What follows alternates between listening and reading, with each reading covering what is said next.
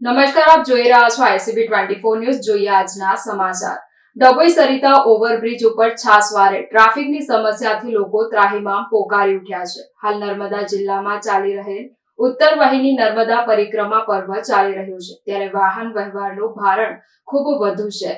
તેવામાં સરિતા ઓવરબ્રિજની ધીમી ગતિએ ચાલતી કામગીરીના પગલે છાસવારે ટ્રાફિક સમસ્યા ઉદ્ભવે છે, જેને લઈ રાહદારીઓ પરેશાન થઈ ઉઠ્યા છે. બ્રિજ બનાવવામાં કોન્ટ્રાક્ટર હવે જલ્દી કરે તેવી માંગ ઉઠવા પામી છે. ડભોઈથી વડોદરા અને ડભોઈથી Statue of Unity, Sinor, Rajpipla અને મહારાષ્ટ્રને જોડતો મુખ્ય માર્ગ છે. ડભોઈ તાલુકા અને નર્મદા જિલ્લામાં અનેક ધાર્મિક સ્થળો આવેલા છે, જેમાં હાલ નર્મદા પરિક્રમા ચાલુ છે. કરનાળી, કુબેર ભંડારી તેમજ યાત્રાધામ ચાંદોદ, નર્મદાજીના દર્શને હજારો ભક્તો રોજબરોજ આ માર્ગનો ઉપયોગ કરે છે, જેને લઈ વાહન વ્યવહાર ખૂબ પ્રમાણમાં વધ્યો છે. તેવામાં ડભોઈ પાસે બની રહેલ સરિતા ઓવરબ્રિજની એક સાઈડ બની ગયા પછી 2 વર્ષનો સમય વીત્યો પણ હજી સુધી બીજી બાજુ તૈયાર થઈ નથી, જેના કારણે જો બ્રિજની એક સાઈડ વાહન ખોટકાય તો લાંબા ટ્રાફિક જામના દ્રશ્યો સર્જાય છે, જે નિવારવા માટે બ્રિજની બીજી સાઈડ યુદ્ધના ધોરણે તૈયાર કરવામાં આવે તેવી વ્યાપક માંગ ઉઠવા પામી છે.